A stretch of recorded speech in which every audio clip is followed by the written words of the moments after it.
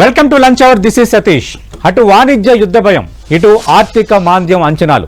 Trump tariff నిర్ణయంతో trade markets shake అవుతున్నాయి. బంగారం, వెండి ధరలు మరింత తగ్గుతాయా? ఇప్పుడు ఫార్మా షేర్లు కొనటం అంత సేఫ్ కాదా? పెట్టుబడులు పెట్టొచ్చా? కొంత సమయం ఆగాల? ట్రంప్ ఎఫెక్ట్ మార్కెట్స్ భవిష్యత్తుపై స్పెషల్ డిబేట్. కొనాలా అమ్మాలా, దీనిపై మాట్లాడబోతున్నాం లంచ్ అవర్ డిబేట్లో. అందరికీ చాలా కీలకమైన అంశం కాబట్టి ఇన్ డీటెయిల్గా మాట్లాడబోతున్నాం. మనతో పాటు చర్చలో పాల్గొంటున్నారు సర్టిఫైడ్ మార్కెట్ అనలిస్ట్ మాధవిరెడ్డి గారు. మరి కాసేపట్లో బిజినెస్ ఎక్స్పర్ట్ ఓం నమ శివాయ డిబేట్లో జాయిన్ కాబోతున్నారు. మాధవిరెడ్డి గారు, ఇందాక మనం మాట్లాడుకున్నట్టే గత 4-5 నెలల్లో బంగారం ఒక్కసారి 15 to 20% పెరగడం పైన మాట్లాడుకుంటున్నాం. అదంతా ఒక ఎత్తు అయితే, ట్రంప్ వచ్చినప్పటి నుంచి కూడా ఒక భయం ఉంది మదుపరుల్లో. భయపెడుతూనే ఉన్నాడు. మధ్యలో స్టాక్ మార్కెట్స్ పడ్డాయి, పెరిగాయి. కానీ ఒక్కసారి ఈ టారిఫ్స్ నిర్ణయం తీసుకోవటం ఇంకెవరిని స్పేర్ చేయను అని, ఎందుకంటే కనీసం జనాలు లేని 2-3 దీవుల మీద కూడా ఆయన టారిఫ్స్ వేసాడంటే 185 కంట్రీస్ ని కవర్ చేశారు అంటే అది ఇట్ కుడ్ బి అనేది ఒకటి. మరి అంటే ఏ సెక్టర్స్ ఎక్కువగా ఎఫెక్ట్ అవుతున్నాయి, ముందు అది మాట్లాడిన తర్వాత మదుపరులు పెట్టుబడులు పెట్టొచ్చా లేదన్న అంశంలో మనం మాట్లాడదాం. డెఫినెట్లీ అండి. ఇప్పుడు మనకి యుఎస్ రెవెన్యూ మీదే ఆధారపడిన సెక్టార్లు ఉన్నాయి, ఆధారపడిన కంపెనీస్ ఉన్నాయి. సో ఆ కంపెనీస్ లో స్టాక్స్ మీ దగ్గర ఉన్నట్లయితే, ఆ కంపెనీ సెక్టార్స్ కి సంబంధించిన మీకు ఎక్స్పోజర్ ఉన్నట్లయితే కొంచెం జాగ్రత్తగా చూసుకుంటూ ఉండాలండి. లెట్స్ ఏ ఎగ్జాంపుల్, అంటే మనం ఒక కంపెనీని ఎగ్జాంపుల్ గా తీసుకుంటే మనకి బిర్లా సాఫ్ట్ కానీ, ఎంఫసిస్ కానీ, ఇలాంటి ఐటీ కంపెనీలు వాళ్ళ రెవెన్యూ 90% అండి, 90% యుఎస్ మీదే డిపెండ్ అయ్యి ఉంది. సో ఎప్పుడైతే యుఎస్ మీద వీళ్ళు ఇలా 90% అంటే ఎస్పెషలీ మనకి ఆటో కానీ, లేకపోతే టెక్స్టైల్స్ కానీ, టెక్స్టైల్ ఇండస్ట్రీలో కూడా కొన్ని కంపెనీస్ ఉన్నాయండి. అంటే యుఎస్ రెవెన్యూస్ మీదే వాళ్ళ కంపెనీ డిపెండెంట్ గా ఉన్నది. వాళ్ళకి 40% రెవెన్యూస్ యుఎస్ నుండే వస్తున్నాయి వాళ్ళకి. అలానే మనకి కెమికల్స్ అయితే 35% వాళ్ళ దగ్గర నుంచి రెవెన్యూ వస్తుంది. అలానే ఆటో యాన్సిలరీ కంపెనీస్ కూడా 20% రెవెన్యూస్ వాళ్ళకి యుఎస్ కంపెనీస్ నుంచి వస్తుంది. ఎస్పెషల్లీ ఎక్కువగా మనం మాట్లాడుకోవాలంటే ఫార్మా అండ్ ఐటీ అయితే కంప్లీట్లీ అంటే 70% రెవెన్యూస్ వాళ్ళు యుఎస్ మీదే, వాళ్ళ బిజినెస్ మీదే డిపెండ్ అయ్యి ఉన్నారండి. సో ఇప్పుడు ఒక్కసారిగా ఇప్పుడు వాళ్ళ బిజినెసెస్ అయితే కొంచెం ఎఫెక్ట్ అయ్యే ఉన్నాయి. ముందు ఏమన్నారంటే ఫార్మాని ఎక్స్క్లూడ్ చేసాము అనే డెసిషన్ అనేది వచ్చింది. ఒక్కసారిగా ఫార్మా స్టాక్స్ పెరిగాయి. ఓకే, గుడ్ అని అనుకున్నాం, తర్వాత పరిస్థితి మారిపోయిందండి. ఆయన టారిఫ్స్ ని కూడా మేము అట్లా కాకుండా టారిఫ్స్ వేస్తాము, బట్ స్పెషల్ ట్రీట్మెంట్ అనేది ఉంటుంది, బట్ పూర్తిగా ఉండదు అనేది ఏం లేదు. టారిఫ్స్ ఫార్మా కూడా ఉంటాయని ఎప్పుడైతే తెలిసిందో, అంటే ఇది ఎట్లా అనుకున్నామంటే ఇంత ఫియర్ఫుల్ గా ఉంటుందని అనుకోలేదండి. అంటే టారిఫ్స్ విల్ బి దేర్, కొంత ఇంపాక్ట్ ఉంటుందంటే, but it is has turned out very very fearful impact అనేది మనకి కంప్లీట్ గా అనుకున్న దానికన్నా ఎక్కువ మనకి ఫియర్ఫుల్ అయితే కనిపిస్తుంది మొత్తం ఎంటైర్ సినారియో చూస్తూ ఉంటే. అలానే సో ఇలా మనకి చూసుకుంటే ఈ కొన్ని కంట్రీస్ అయితే కొంచెం రెస్పాండ్ అయ్యాయండి. మేము టారిఫ్స్ పూర్తిగా తగ్గిస్తాము అన్న కంపెనీలు కొన్ని, వియత్నాం ఇలాంటి అలా ఉన్నాయి. బట్ చైనా లాంటి కంట్రీస్ ఏంటంటే మేము మీకు కూడా 34% వేస్తాం అంటున్నారు. సో అది కూడా గ్లోబల్ ఎకానమీకి మంచిది కాదు కదండి. అందరూ మీ మీద మేము వేస్తాం, మా మీద మీరు టారిఫ్స్ వేయండి అంటే అందరికీ ఇన్ఫ్లేషన్ పెరుగుతుంది, అందరికీ బిజినెస్లు తగ్గిపోతాయి, రెవెన్యూస్ బాగా మనకి ఇంపాక్ట్ అవుతుంది. సో దానివల్ల ఏమవుతుందంటే గ్లోబల్ ట్రేడ్ ఏదైతే ఉందో అది బాగా డిస్టర్బ్ అవుతుందండి. ఈ డిస్టర్బ్ అయిన ఈ డస్ట్ అంతా కొంచెం సెటిల్ అవ్వాలంటే టైం అయితే చాలా పడుతుంది. ఓకే, ఇందాక అన్నారు కదంటే ఏ సెక్టర్స్ ఎక్కువగా ఎఫెక్ట్ అయ్యాయని. అంటే ఎఫెక్ట్ కాని సెక్టర్స్ ఏంటి? ఇంత ట్రంప్ నిర్ణయం తీసుకున్నా, ఎంత ప్రపంచవ్యాప్తంగా మాట్లాడుకుంటున్నా ఈ సెక్టర్స్ అసలు ఎఫెక్ట్ కాలేదు, సేఫ్ జోన్ లో ఉన్నాయని చెప్పదగిన ఏమైనా ఉన్నాయా? మనకి ఏంటంటే ఇప్పుడు కొన్ని మన డొమెస్టిక్ అంటే ఇండియా మీద, ఇండియన్ కన్సంప్షన్ మీద డిపెండ్ అయి ఉన్నాయి అనుకోండి, వాటికి ఏ భయం లేదు కదా. సో లెట్స్ ఎగ్జాంపుల్ ఇప్పుడు హెల్త్ కేర్ డయాగ్నోసిస్ట్ అవి ఎవరు తప్పించుకోలేరు కదండి. సో లైక్ ఎగ్జాంపుల్ మనకి అపోలో హాస్పిటల్స్ గానీ, డాక్టర్ లాల్ పాత్ ల్యాబ్స్ గానీ, మెట్రోపోలిస్ గానీ, మ్యాక్స్ హెల్త్ కేర్ గానీ, ఇవన్నీ కూడా మన డొమెస్టిక్ కి సంబంధించింది. అలానే కొన్ని ఇన్ఫ్రా కంపెనీస్ ఉన్నాయండి. అంటే అది మన ఇన్ఫ్రాస్ట్రక్చర్, మన ఇండియన్ ఇన్ఫ్రాస్ట్రక్చర్ మీద డిపెండ్ అయిన కొన్ని కంపెనీస్ ఉన్నాయి. Like LNT, IRCON, PNC, KNR constructions. ఇవి ఏంటంటే ఎక్స్పోజర్ ఎక్కడ వాళ్ళకి లేవు, మన ఇండియన్ గ్రోత్ మీద డిపెండ్ అయిన కంపెనీస్ ఉన్నాయి. అలానే especially banking and financial services మనం ఖచ్చితంగా చెప్పుకోవాలండి. వీటికైతే ఎక్కడ ఎక్స్పోజర్ అనేది ఎక్స్పోర్ట్స్ కానీ ఇంకా బయట కంట్రీస్ తో ఎక్స్పోజర్ లేదు. Like bank of India, SBI, LIC, వీటికి ఏంటంటే మన ఇండియన్ బిజినెస్ మీదే వాళ్ళు రెవెన్యూస్ అనేవి కొత్తగా ఇంపాక్ట్ అయ్యేది ఏమీ లేదు. సో డెఫినెట్లీ మనకి ఇక సేఫ్ జోన్ లోకి వచ్చేయాలంటే బ్యాంకింగ్ అండ్ ఫైనాన్షియల్ సర్వీసెస్ కానీ, ఇన్ఫ్రాస్ట్రక్చర్ కానీ, లేకపోతే ఈ పవర్ అండ్ యూటిలిటీస్, తర్వాత కొన్ని ఎఫ్ఎంసీజీ కంపెనీస్ కూడా, మన ఎఫ్ఎంసీజీ కంపెనీస్ కొన్ని ఐటీసీ, నెస్లే, బ్రిటానియా, ఇవన్నీ కూడా మన ఎఫ్ఎంసీజీ దీంట్లో ఉంటాయి కాబట్టి ఇవి ఎక్కువగా యుఎస్ రెవెన్యూస్ మీద డిపెండ్ అవ్వలేని సెక్టార్స్ అన్నమాట. సో ఇలా మనం డివైడ్ చేసుకోవాలండి. యుఎస్ మీద బేస్ అయిన సెక్టార్స్ ఏమున్నాయి, వాళ్ళ రెవెన్యూస్ మీద బేస్ అయిన సెక్టార్స్ ఏమున్నాయి, అసలు యుఎస్ కి సంబంధం లేకుండా, రెవెన్యూస్ కి సంబంధం లేకుండా ఎటువంటి మనకి సెక్టార్స్ కంపెనీస్ ఉన్నాయి. మీరు అన్నట్టుగా మదుపర్లి 3 రకాలుగా తీసుకోవాలి. నెక్స్ట్ వీక్ ఎలా ఉండబోతుంది అనేది కూడా నేను మీ దగ్గర నుంచి సమాధానం తీసుకుంటాను. ప్రస్తుతం డిబేట్ లో జాయిన్ అవుతున్నారు బిజినెస్ ఎక్స్పర్ట్ ఓం నమస్తేవాయ్ గారు. ఓం నమస్తేవాయ్ గారు, welcome to lunch hour debate. Sir, ఎక్కడ చూసినా ప్రపంచవ్యాప్తంగా ఒకటే చర్చ. అంటే ఒకవైపు వాణిజ్య యుద్ధం మొదలవుతుందా, ఎందుకంటే చైనా ప్రతీకార శంకాలు వేస్తూ ఉంటుంది, యూరోపియన్ యూనియన్ నుంచి కొన్ని దేశాల నుంచి పూర్తి స్థాయిలో ఇంకా కన్సెంట్ రాని వాతావరణం. మోర్ ఓవర్ ఇప్పుడు గోల్డ్ రేటు పడిన పరిస్థితి ఉంది. అంటే గోల్డ్ రేటు పడటం అనేది ఒక తాత్కాలికమైన, ఇప్పుడు గోల్డ్ కొనుక్కోవచ్చా, ఇంకా తగ్గే అవకాశాలు ఏమైనా ఉన్నాయా? ఎందుకంటే ఎప్పుడూ లేనంతగా గత 4-5 నెలల్లోనే 15 to 20% పెరగటం అనేది అందరిని ఆశ్చర్యానికి గురి చేస్తుంది. అంటే గోల్డ్ బేసిక్గా సేఫ్ హెవెన్ క్వాలిటీస్ మూలాన బంగారం పెరుగుతుందండి. అందులో అతి ముఖ్యంగా ఏంటంటే దేశాలు సెంట్రల్ బ్యాంక్సే కొంటున్నాయి. చైనా, ముఖ్యంగా చైనా కొంటుంది, ఇండియా కొంటుంది, రష్యా, జపాన్, ఇవన్నీ దేశాలన్నీ కొంటున్నారు. ముఖ్యంగా చైనా మరీ ఎక్కువగా కొంటుంది. ఇండియా చాలా రోజులుగా కొంటుంది. 8 years బ్యాక్ ఒకటేసారి 200 tons కొనడం జరిగింది మోడీ తను వచ్చాక. సో ఎప్పుడైతే ఈ దేశాలు కొంటూ మొదలు పెట్టారో ఇంకా దానికి రేట్ అనేది అక్కడ లేదండి. సో డాలర్కి ప్రత్యామ్నాయంగా పెట్టగలిగేది ఒకే ఒక అసెట్ క్లాస్ గోల్డ్. కాబట్టి దాని మూలాన దేశాలు కొంత పెట్టడం మొదలు పెట్టాయి. ఇది డెఫినెట్ గా లాంగర్ పీరియడ్ కంటిన్యూ అవుతుందండి. ఇదో 6 months, 1 year, 2 years లో ఎండ్ అయ్యే గేమ్ కాదు ఇది. They by over 5 years or 10 years అట్లా కూడా కొనే అవకాశాలు ఉన్నాయి. కాబట్టి బంగారానికి డెఫినెట్ గా మంచి రోజులే ఉంటది. బట్ అట్లానే లాస్ట్ ఇయర్ పెరిగినట్టుగా ఉధృతంగా పెరుగుతుందని అనుకోవద్దు. ఏంటంటే మిగతా వాతావరణం చూస్తే కూడా ఇప్పుడు టారిఫ్స్ అనుకోండి, ట్రంప్ వేసే టారిఫ్స్ అనుకోండి, ఇప్పుడు ఈ ప్రాబ్లమ్స్ అన్ని కూడా ఉన్నాయి కాబట్టి ఈవెన్ యుఎస్ లో కూడా రిసెషన్ వచ్చే ప్రమాదం ఉందని అంటూ ఉన్నారు. సో ఇవన్నీ కూడా ఎటు చూసినా కానీ బంగారానికి ఇంకా మంచి రోజులే వస్తాయి. కానీ ఎప్పుడైతే మేజర్ గా మార్కెట్ అంతా కొలాప్స్ అవుతుందో అన్ని అసెట్ క్లాసెస్ పడడం జరుగుద్ది. అదే దానికి అనుగుణంగానే బంగారంలో కొంత కరెక్షన్ వచ్చిందని అనుకుంటున్నాం.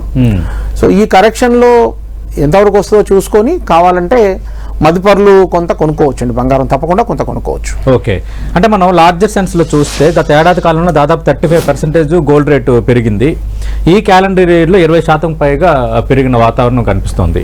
అంటే ఇప్పుడు మార్కెట్స్ అటు ఇటు అవుతున్నాయి కాబట్టి గోల్డ్ మీద ఇన్వెస్ట్ చేయొచ్చా, ఇంకా పెరుగుతుందా లేదంటే తగ్గుతుందా, లేదా ఇప్పుడు స్వల్పంగా తగ్గింది కాబట్టి మనం గోల్డ్ కొనొచ్చా?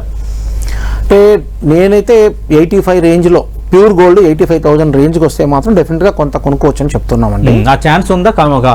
ఛాన్స్ ఉందండి. ఇప్పుడు సార్ ఇది ఎట్లా ఉంటుందండి అంటే మొత్తం అంతా కూడా అన్ని అసెట్ క్లాస్ ఫాలో అయినప్పుడు మిగతా వాటి ఎఫెక్ట్ దీని మీద కూడా ఉంటుంది బంగారం మీద. సిల్వర్ అయితే కొంచెం ఇండస్ట్రియల్ డిమాండ్ అధికంగా ఉంది కాబట్టి రిసెషన్ భయాలు ఉన్నాయి కాబట్టి సిల్వర్ ఒకటేసారి 11-12 కొట్టేశారు. అది చూస్తున్నాం. బంగారం అంత పడలేదు, బంగారం కొద్దిగా కరెక్ట్ అయింది. అంటే దట్ షోస్ ఇట్ స్ట్రెంగ్త్. కొద్దిగా పడింది అంటే దాని అర్థం దానికి బలం చాలా బలంగా ఉంది. సో భవిష్యత్తులో బాగుంటుంది అని చెప్పి ఇండికేషన్ ఇస్తూ ఉంది. సో 85,000 or 87,000 రేంజ్కి వస్తే మాత్రం బంగారంలో పెట్టుబడి పెట్టడం మనం సలహా ఇస్తున్నాం. అయితే మొత్తం అంతా ఆస్తిపాస్తులు అనమ్మేసిపోయి అలా పెట్టమని కాదు ఉద్దేశము. ఎప్పుడు కూడా ఒక 5 to 7% or maximum higher side 10% of your portfolio మాత్రమే మనం పెట్టుకోగలగాలి. బంగారం అనేది చాలా చిన్న అసెట్ క్లాస్. ఇప్పుడు రష్యానో, చైనానో, ఇండియానో వచ్చేసి వాళ్ళకి అవసరం అంతా కూడా బంగారం కొనాలంటే ఆ బంగారం నిల్వలు లేవండి, కొనడానికి కూడా లేదు. ఒకవేళ ఒక దేశం వచ్చి వాళ్ళ రిజర్వ్స్, డాలర్ రిజర్వ్స్ అన్ని కూడా మనం కన్వర్ట్ చేసుకోవాలి గోల్డ్ కంటే నెక్స్ట్ ఇంపాసిబుల్. 10 times ప్రైస్ పెంచినా కానీ దొరకదు బంగారం. ఇది స్మాల్ అసెట్ క్లాస్. సో ఇది కాకపోతే దానికి స్ట్రెంగ్త్ ఉంది. ఎందుకంటే అందరు నమ్ముతారు మొదటి నుండి కూడా. సో ఇన్వెస్ట్మెంట్ డిమాండ్ కొంత ఇండియా లాంటి కంట్రీ మూలాన అందరూ దాని ఇన్వెస్ట్మెంట్ కు అంటే అందరూ బంగారము ఆర్నమెంట్స్ రూపాన కొంటూ ఉంటారు ఇండియా అయితే. బట్ అదే బంగారం అంటే ఒక నమ్మకం కదా, మన దైనందిక జీవితంలో ఒక భాగం గోల్డ్. అది ఎగ్జాక్ట్లీ అది మంగళం అనుకుంటాము, పెరుగుతూనే ఉంటుంది, మంచి జరుగుతుంది బంగారం కొనుక్కుంటే అని నమ్ముతారు. సో అది ఒక ఇండియా కంట్రీ వరకు మనం మాత్రమే కొంత ఆ సెంటిమెంట్ ఉంది. మిగతా వాళ్ళు కొంచెం ఇన్వెస్ట్మెంట్ పరంగా కొంత కొంటూ ఉంటారు. సో కాబట్టి డాలరు వీక్ అయినప్పుడల్లా, తర్వాత గ్లోబల్ గా యుద్ధాలు కానీ లేకపోతే ఇట్లాంటి ఎకానమీస్ వీక్ అయిపోతాయి లేదా రిసెషన్ ఫియర్ ఇట్లాంటి ఉన్నప్పుడల్లా కూడా బంగారంలో పెట్టుబడులు ఉచితంగా వస్తాయి. గత 15-20 డేస్ లో కూడా ఎక్స్చేంజ్ ట్రేడెడ్ ఫండ్స్ లో ఆల్ ఓవర్ ది గ్లోబ్ కూడా ఇన్వెస్ట్మెంట్స్ బాగా పెరిగాయి. గోల్డ్ లో ఈటీఎఫ్స్ లో బాగా పెరిగాయి ఈ మధ్య. సో ఒక పక్క దేశాలు కొంటున్నాయి, అదేంటంటే చాలా గట్టిగా ఉంటుంది, ఉడుంపట్టు లాగా ఉంటుంది అది. It will run for over 5 to 10 years కూడా కొంచెం స్ట్రాంగ్ గానే ఉండొచ్చు గోల్డ్. అట్లానే ఎవ్రీ ఇయర్ 30% పెరుగుద్దా అంటే ఆన్సర్ ఈజ్ నో. రైట్, అంత ఉద్ధృతంగా ఏం పెరగదు. అది లాస్ట్ టైమే ఉద్ధృతంగా చైనాకు ఉన్నది కాబట్టి, మిగతా దేశాలకు ఉన్నాయి కాబట్టి, బియాండ్ ఇమాజినేషన్ జరిగింది కాబట్టి, ఎక్స్పెక్టేషన్ జరిగింది కాబట్టి కొంచెం ఉద్ధృతంగా పెరిగింది బంగారం. సో ఇక నుండి పెరుగుతుంది, పాజిటివ్ గానే పోతుంది. కానీ ఎవ్రీ ఫాల్ లో కొనుక్కోవడం మనం బెటర్ ఇప్పుడు కూడా. రైట్, ఇప్పుడు స్మాల్ బ్రేక్ తీసుకుందాం. బ్రేక్ తర్వాత మరి నెక్స్ట్ వీక్ మార్కెట్స్ ఎలా ఉండబోతున్నాయి? ప్రస్తుత పరిస్థితే కొనసాగుతుందా, లేదంటే మదుపరులు మళ్ళీ తగ్గింది కాబట్టి పెట్టుబడులు పెట్టొచ్చా, లేదంటే ఆచి తూచి అడుగు వేయాలా? దీనిపైన ఎక్స్పర్ట్స్ ఏమంటారు? ట్రంప్ ఎఫెక్ట్ నేపథ్యంలో మార్కెట్లు పడుతున్న పరిస్థితుల్లో ఇప్పుడు కొనాలా అమ్మాలా, ఎలాంటి నిర్ణయాలు తీసుకోవాలి, భవిష్యత్తు ఎలా ఉండబోతుంది? ఈ అంశంపై లంచ్ అవర్ డిబేట్లో ఇన్ డీటెయిల్గా ఎక్స్పర్ట్స్తో డిబేట్ కంటిన్యూ అవుతుంది. మాధవరెడ్డి గారు, అంటే ఇప్పుడు నెక్స్ట్ వీక్ మార్కెట్స్ ఎలా ఉండబోతున్నాయి, మదుపరులు ఏం ఆలోచన చేయాలి, మీరిచ్చే భరోసా ఏంటి? సో నెక్స్ట్ వీక్ అనేది మనకి ఈ వీక్ మనం క్లోజింగ్ చూసుకుంటే 22,904 అంటే 22,900 అంటే మంచి సపోర్ట్ మనకి 23,000 దగ్గర మార్కెట్స్ మంచి నిఫ్టీ అనేది సపోర్ట్ ఉంది. ఇప్పుడు అది బ్రేక్ అయిందండి, 23,000 అనేది బ్రేక్ అయింది. సో 22,900 దగ్గర ట్రేడ్ అవుతుంది. సో నెక్స్ట్ సపోర్ట్ మనకి 22,800. అది కానీ కూడా బ్రేక్ అయితే మండే రోజు సో వీ క్యాన్ సీ 22,550 వరకు కూడా వెళ్ళిపోయే అవకాశాలు ఉన్నాయండి. రీసెంట్ లీస్ట్ మనం డౌన్ సైడ్ చూసుకుంటే 21,200 వరకు 300 వరకు కూడా వెళ్ళింది. అంటే ఇక్కడ నుంచి ఇంకొక 1000 పాయింట్స్ మనకి లాస్ట్ టైం వీక్ సెషన్ చూసుకుంటే 21,281 వరకు ఉంది.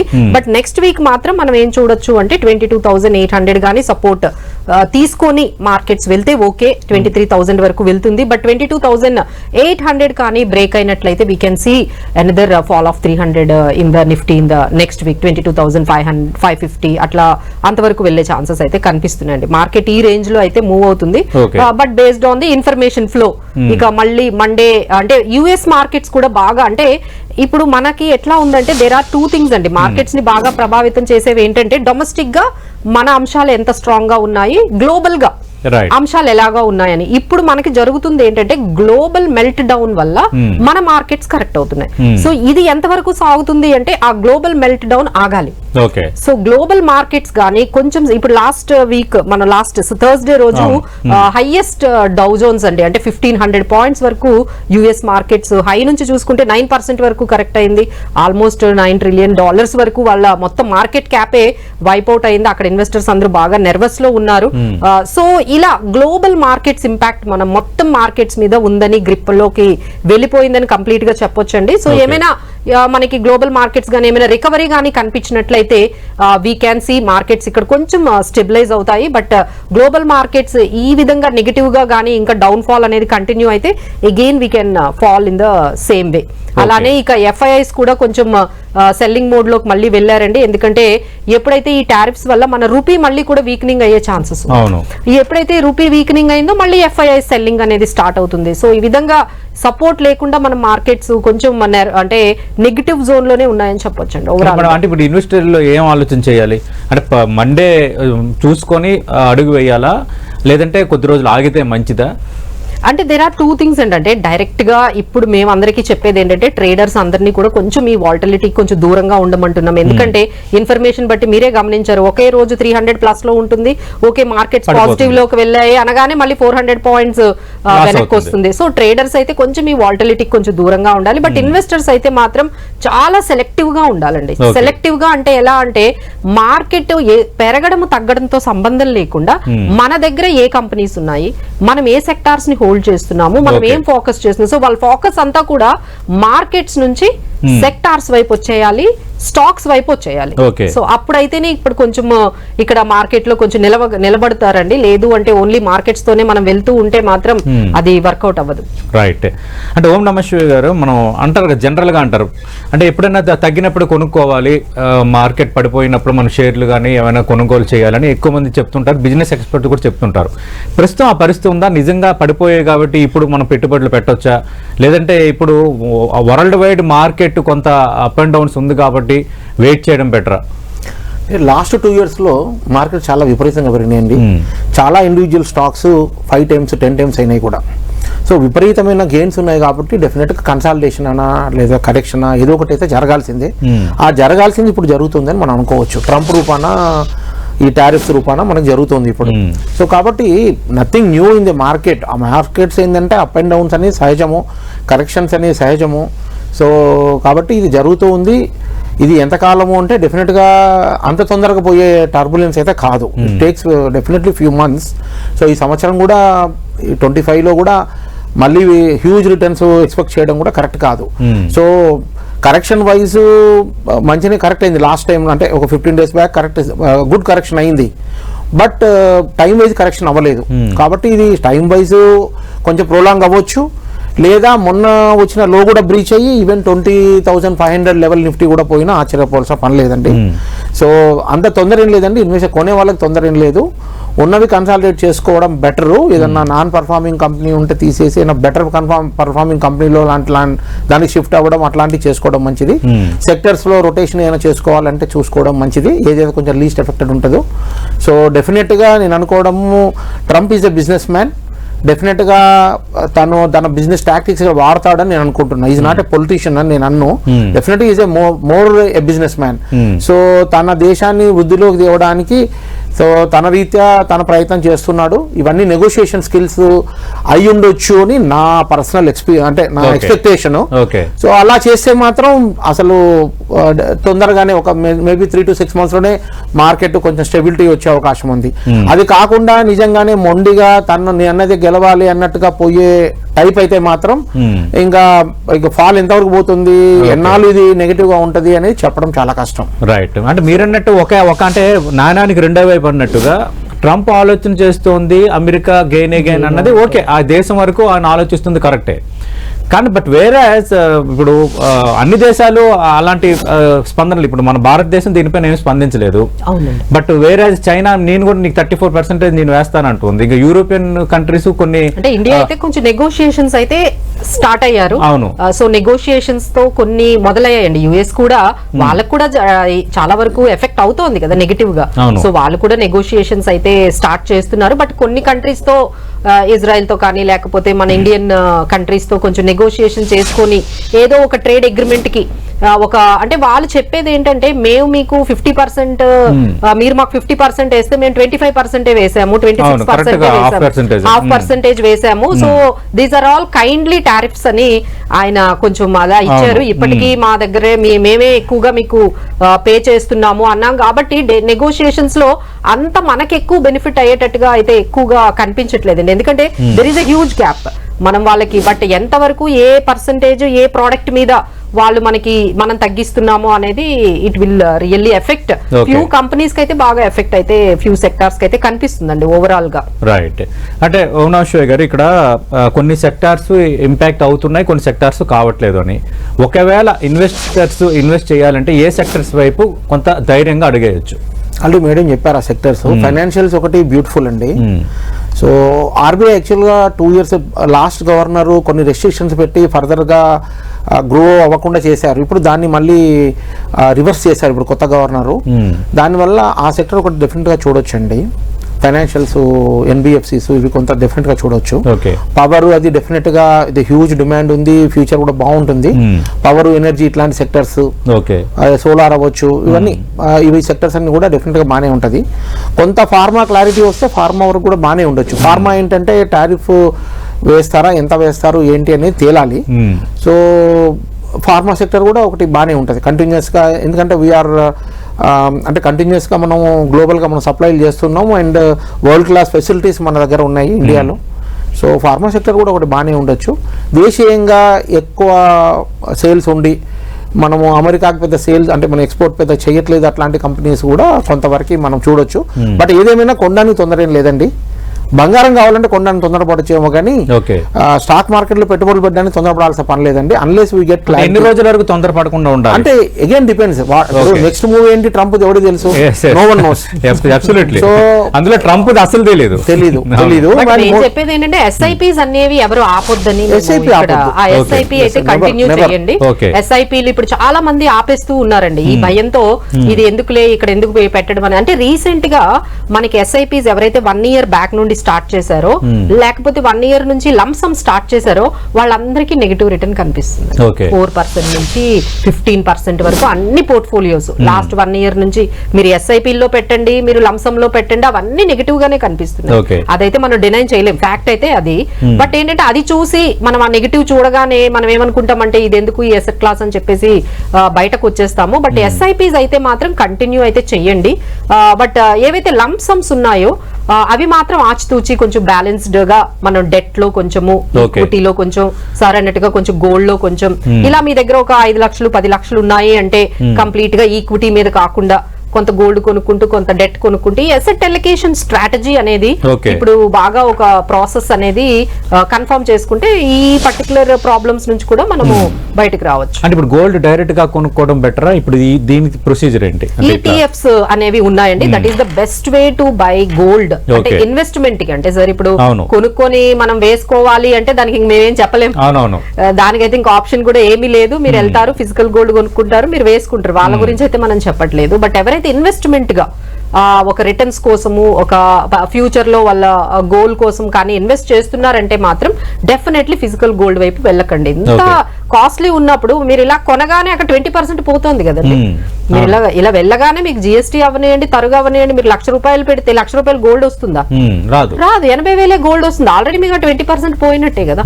సో ఇలాంటి తప్పులు చేయకుండా ఇలాంటి టైంలో మనం ఏం చేయాలంటే గోల్డ్ ఈటీఎఫ్స్ కొనండి. ఈ ప్రైస్ తో సంబంధం లేకుండా ఎవ్రీ మంత్ ఒక ఎస్ఐపి లాగే అది కూడా చేయండి. So that will be very useful. ఒక 5,000 గోల్డ్ అనుకున్నారు అనుకోండి, ఇప్పుడు మనకి ఎస్బీఐ గోల్డ్ ఈటీఎఫ్స్ ఉన్నాయి, అలాగే కొటక్ గోల్డ్ ఈటీఎఫ్స్ ఉన్నాయి, అలానే మనకి గోల్డ్ మ్యూచువల్ ఫండ్స్ ద్వారా మీరు every month irrespective of the price మీరు 5,000 ఎంతైతే అమౌంట్ అనుకుంటున్నారో ఆ అమౌంట్ ని మీరు కంటిన్యూస్ గా అలా ఫ్లో చేసుకుంటూ ఉంటే అప్పుడు మనకి ఇంత ప్రాబ్లం అయితే మనకి అంటే మార్కెట్ లో అయితే వాలటిలిటీ అయితే తప్పదు. సో మనం ఒక అంటే ఇప్పుడు ఎలా ఉంటుందంటే సార్, ఎప్పుడైతే ప్రాబ్లమ్స్ లో ఉన్నామో process can only save you. మనం ఏదైతే ప్రాసెస్ స్ట్రాటజీ ఉంటుందో దాని వల్ల మాత్రమే మనం బయటకి రాగలము. సో ప్రతి ఒక్కరూ ఒక ప్రాసెస్ ని, ఒక స్ట్రాటజీని పెట్టుకొని దాన్ని స్ట్రిక్ట్ గా ఫాలో అయితే బెటర్ అండి. ఇంకా ఈ టైంలో ట్రేడింగ్ కు వెళ్లకుండా ఉండడమే అసలు మేమైతే సజెస్ట్ చేస్తున్నాం. సో కొత్త వాళ్ళైతే, ఎస్పెషల్లీ కొత్త వాళ్ళైతే మాత్రం ట్రేడింగ్ కి కొంచెం దూరంగా ఉండండి, ఎందుకంటే వాలటిలిటీ అనేది చాలా హ్యూజ్ గా ఉంది.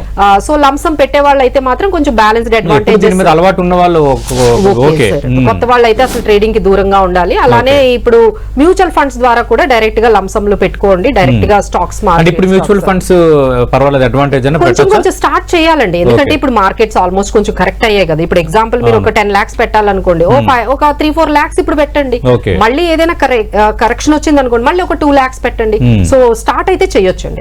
This is we can start. But for the goal of 5 years మీరు లాంగ్ టర్మ్ గా ఉండాలి, ఒక 10 years ఉండాలి అనుకుంటే మీరు కొంత అమౌంట్ ని మార్కెట్ లో పెట్టడం బెటర్, పంపించవచ్చు. రైట్. అంటే ఓం నమ శివాయ గారు, ఇప్పుడు కొనకూడదు, కొంచెం ఇబ్బందిగా ఉంది కాబట్టి ఆచితూచి అడుగులు వేయాలంటున్నారు.